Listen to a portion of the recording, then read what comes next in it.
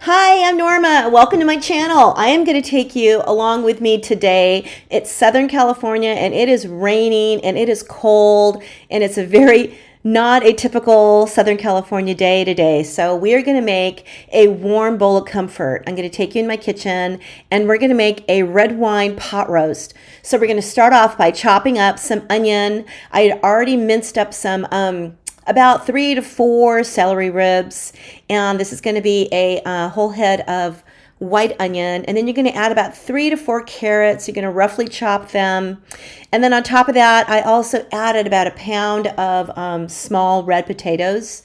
You're going to cut them or you're going to quarter them depending on how big they are.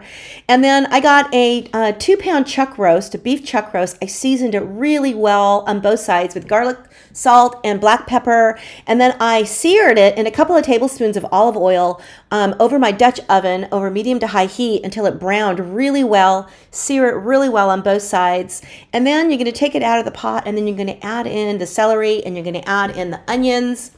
And you want to make sure that you cook that really well with a whole cube of butter and about the tomato paste, a whole can of tomato paste. And then we're going to cook that down for a couple of minutes until it's really soft, 2 to 3 minutes. Meanwhile, we're going to chop up some garlic, some fresh garlic, about 7 to 8 cloves of garlic. I just kind of roughly chopped them. And then make sure that you mix that really well so your sauce is all combined. And then on top of that, we're going to add back our chuck roast. And then here's a secret ingredient. We're going to add in half a bottle of red wine. Don't ever cook with wine unless you want to drink it. So that's the secret, is you don't want to use cheap wine. You want to use a good wine.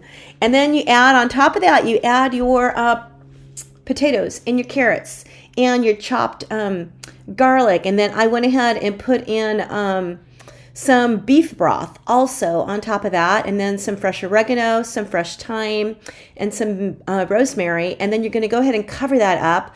I like to bring it to a boil and then simmer for about 2.5 to 3 hours until it looks like this. And it just falls apart on your fork. It is a delicious bowl of comfort. Your family's going to love it. Just pour it and serve it up in a bowl. And you can place it over a bunch of veggies. You can place it over some cauliflower rice. Enjoy.